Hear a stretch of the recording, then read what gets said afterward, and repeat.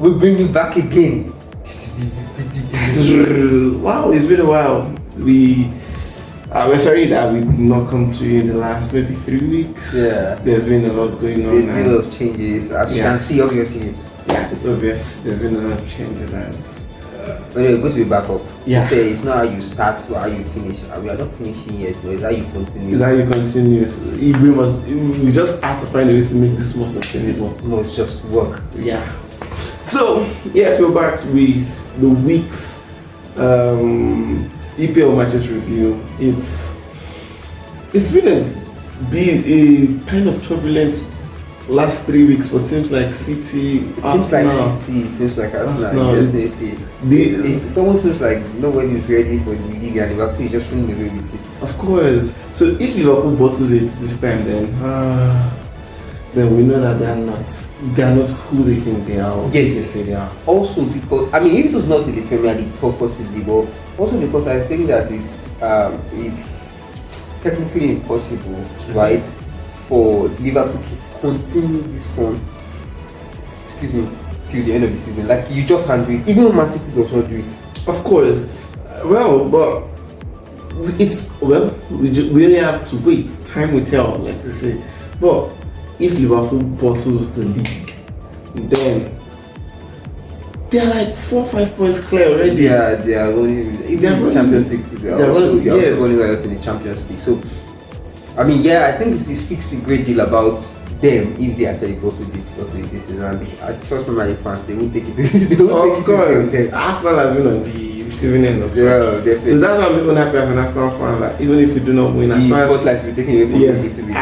far as so for me, I would only think the Arsenal has failed if we fail to get any of the 2 domestic cups, that is the Carabao Cup or the FA Cup, because I think you're already out of one. No, we've never started the FA Cup. We're in the quarterfinals of the Carabao Cup. Okay. We are playing Palace, and the only top team left in that tournament is Liverpool and Man United. Okay, yeah. So these are teams that has not beaten Arsenal in the last 2-3 years. Although the cup might be a whole different ball game, but then it is still a cup that we have good chance. At this time last season, we are already out of the Carabao Cup. Yeah, of course. So and I think yesterday I was watching the Liverpool game against Man United, and it was just like it was a very interesting game, and seeing Liverpool lose that game like that was actually. But yeah, let's see what happens this season. So back to the weekend. To the weekend game. Let's start with you get Leicester City versus Chelsea.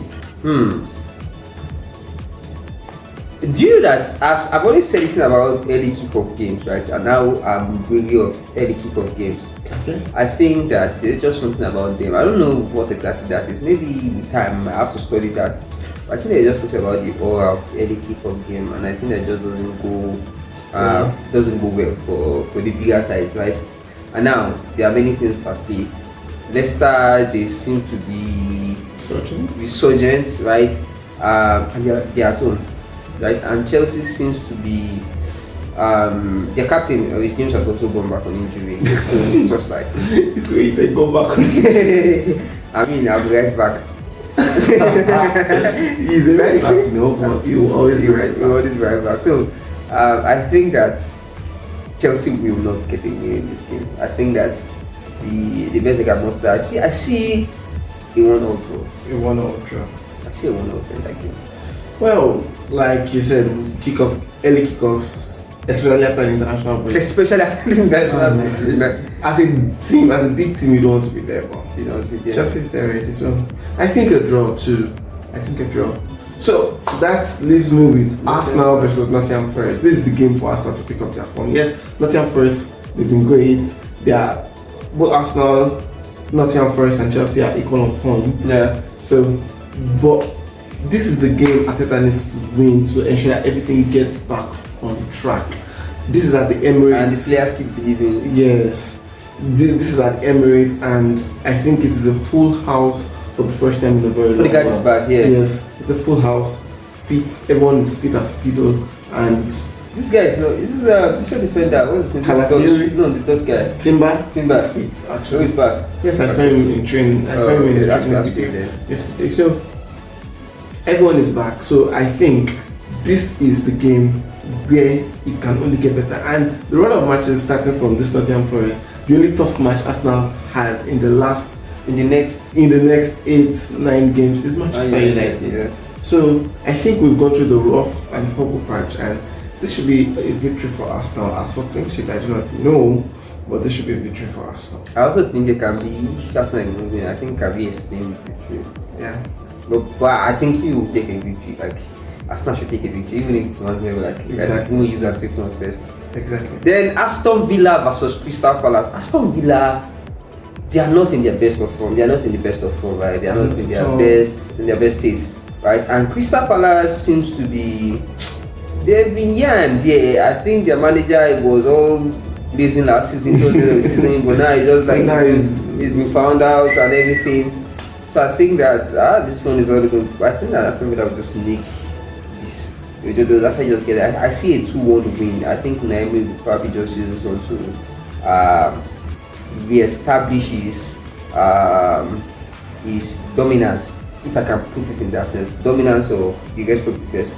But Aston Villa seems to be the best of the rest. Yeah. Right. So I think if you just use it, I'm still here. This is me. Good evening, guys. And everything. So I think Aston Villa can win this game. They are at home, right? They are at home, and I think they can actually go on to win this game. So that means I get Bournemouth versus Brighton. So it's been a good couple of weeks before the international break. Fabian Hurstler and Brighton would not want the international break to come because they are beaten Tottenham, haven't been 2-0 down. They beat Man City, haven't been 1-0 down. So they have literally in the last 3 weeks been the comeback kings of the EPL. So and now they are playing in Bournemouth, who is not doing badly too. So they started a bit badly and they have risen after that victory against Arsenal. They kind of picked up. They went on the momentum, and so this is I think is a battle between two teams that are on the momentum. So it is at the Vitality, that's Bournemouth Stadium. I think a draw or a slim Brighton victory. A draw or a slim victory. I think if anybody's going to win that game, it's not Brighton. Yeah. I think if anybody's actually going to win that game, I agree with that. And that means I get Everton versus Brentford. Yeah. Interestingly, for FPL managers, you would want to consider Pickford. Pickford as one of the best performing goalkeepers in the FPL this season. Actually, yeah, surprising. But Everton, they've been year and year. Right? You don't know how to describe their form because today they surprise you, and tomorrow they are crashing like a pack of cards, right? And Brentford too, but Brentford seems to be more consistent, right? Brentford seems to be more consistent, and I believe that Brentford can go on to win this game. I do not see Everton actually winning this game because I feel like when it matters, they don't seem to step up, right? So I think Brentford just have the extra push to edge this game out against Everton. So I think it's an away win for Brentford. Okay, so myself, I think the same too, that Brentford, they are good scoring team. Everton, yeah, they've proven to be solid defensively, but I don't think they will escape the claws of Brentford. So I get Fulham versus Wolves. God. So and this guy Raul misses for my team. Yes, he missed his former team. Last season he didn't really click well for Raul Jimenez in Fulham, but this season it's been going solid for him. And also our Nigerian brother, yes, Alex Iwobi. Alex Iwobi is in top 10 most improved players in Premier League this season. Yeah. For me, the entire Fulham team is on the form of their lives. They are in the form of their lives. Iwobi, they have Reece Nelson, they have Emil Smith-Rowe, Jimenez, Calvin Bassey. Calvin Bassey, It's just been superb. Brent Leno and between the sticks. I feel like, talking about Brent Leno, right, I feel like since he left Arsenal, he has not really. He has still shown his quality. I feel like he has still been. So for me, he's not bad. He's not a bad. He's not a bad keeper, but he's not the best. He's not. But he's good enough. He's just there. Good enough. So for this match, it's at Craven Cottage, and I think Fulham has been in a rich piece of form. They almost got the point at City. They lost it at the death of the game. So I think they would make it against Wolves. I think so.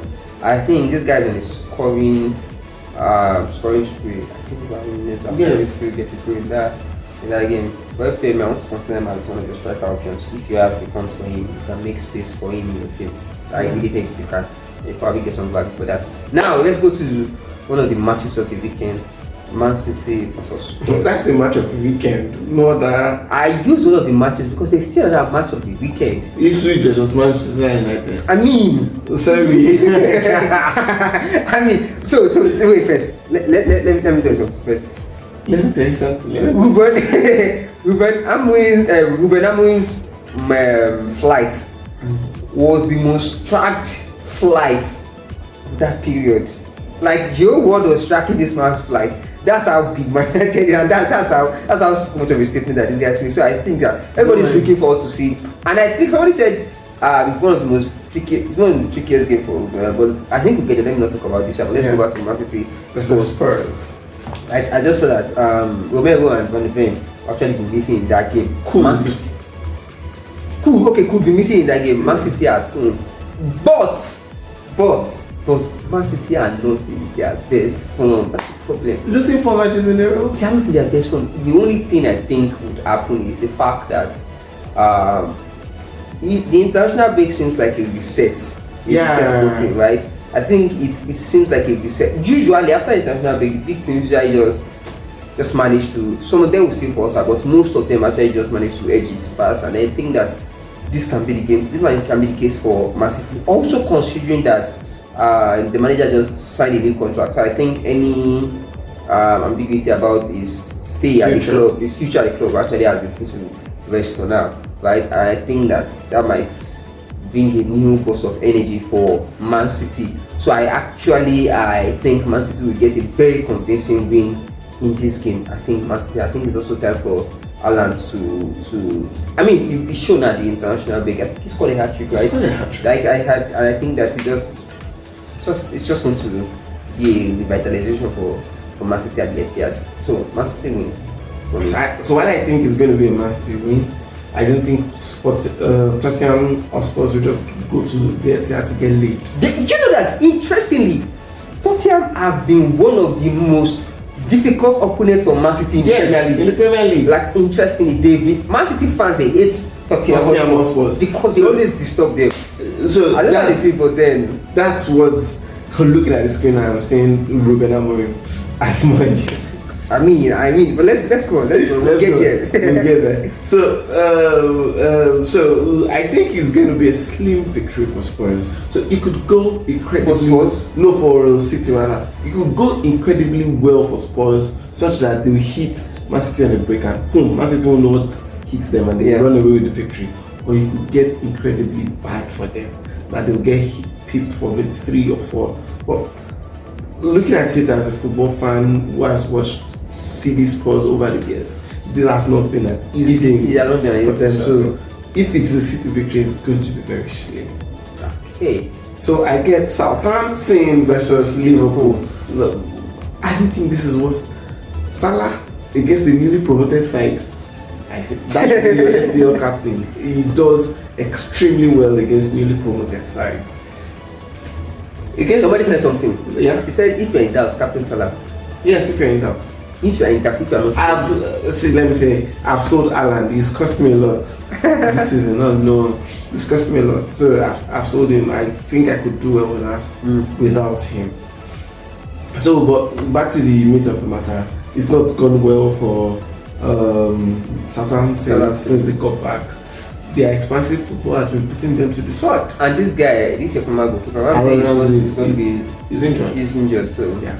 So Ben Naik too. Yeah. So I don't think this is the game they'll pick up.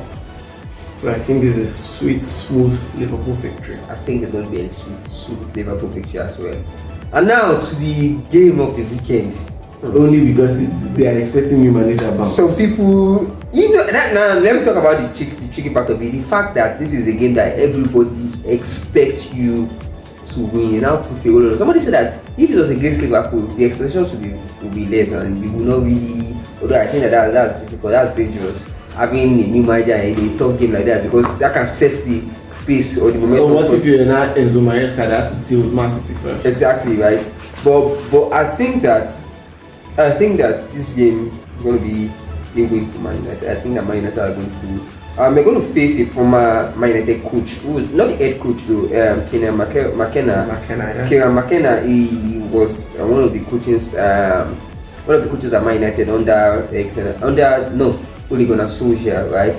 Okay, yeah.